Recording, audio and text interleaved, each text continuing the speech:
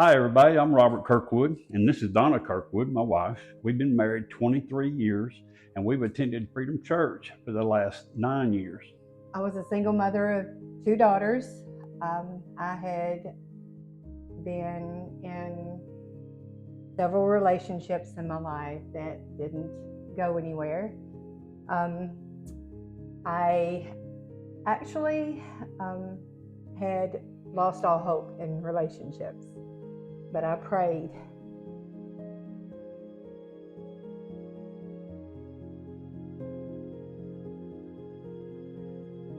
I prayed that God would bring me a man that loved God and loved me and my girls as his own. And little did I know that he was praying to God to bring him a family that he could love after the loss of his wife and kids.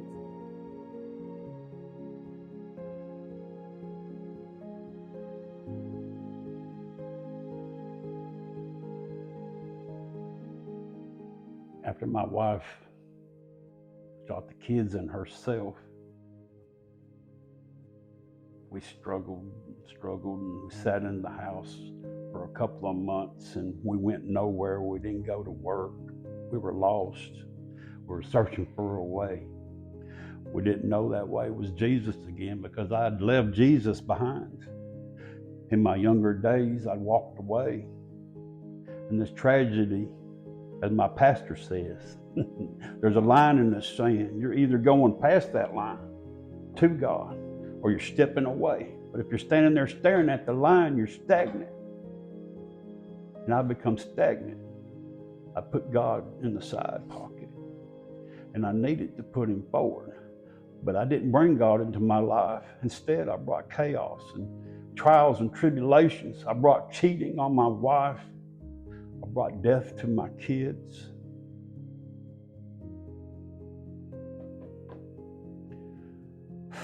That's the reality of it all. And that's my trial I had to walk through. It was public. It was in the news. There was 15 people at my house looking at it all, gawking. And everybody looking at me. And here I am still alive. And I guess after looking back, really the only thing I can get out of all this is she left me alive. That she didn't kill me too. Because she was medicated. She did have hard times. And yeah, we met Jesus, but we walked away. And as a man of the house, I didn't do what I should have to lead them in the right way. That's why what happened to me was to drive me back to God. Even though every tragedy that comes in our lives, you got a choice to make. You can walk back and live in that tragedy. You could die in that tragedy. You could be depressed. You could die. You could kill yourself. But God, that's who we serve.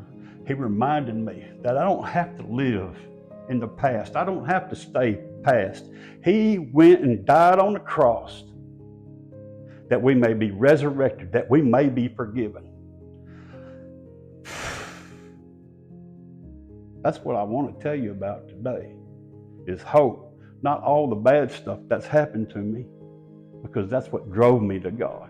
Because when I fell back and when I lost hope, the maker of hope, the maker of joy, the maker of peace, the maker of resurrection brings the dead alive. That name is Jesus. I don't want to tell you about all the tragedies. I want to tell you about Jesus.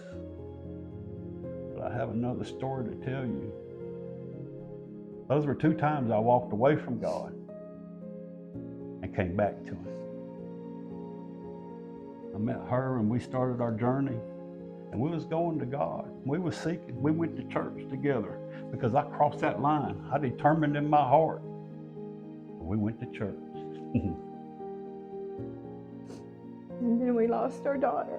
We lost our daughter. We had, lightning strikes twice in the same spot. You think, it's not going to happen to me.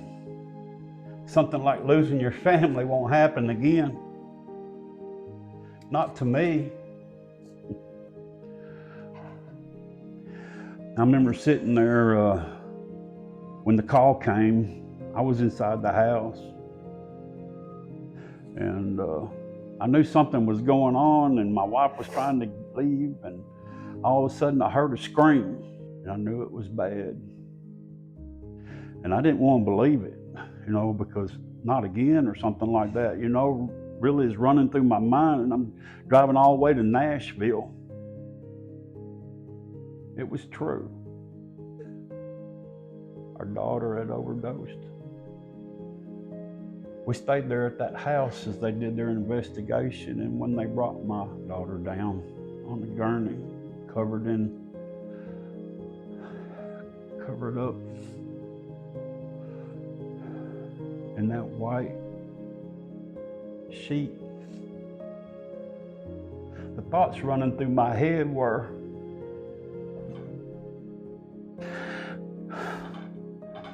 things of God, go over there and lay hands on her, raise her from the dead. But you know what the other thoughts were? You know where they come from. You can't do that. You're not walking right with the Lord.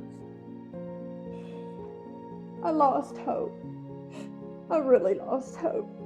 I was circling that deep, dark hole of depression. I didn't care if I lived or if I died. I didn't want to kill myself or anything, but I just gave up. Mm-hmm. And my little grandbaby was 3.5, Natalie. I was sitting outside on the shed door. Robert was putting some shelves in, and he had me come outside because he didn't want me to stay cooped up in the house, because I did. I excluded myself from everything. And I was crying. And Natalie sat in my lap, and she was facing me. And she put her little hands on my face. And she said, "Gammy, please don't cry. Jess doesn't want you to feel that way. We need you here." And I knew then that God was in the mix. It's about what you choose to do with what you know. It's what you choose to do by the gifts and the conviction God has given you. Do I get scared? Yeah. But I remember one thing. He's real. He's alive. And I have hope. Yeah. Is that right, baby?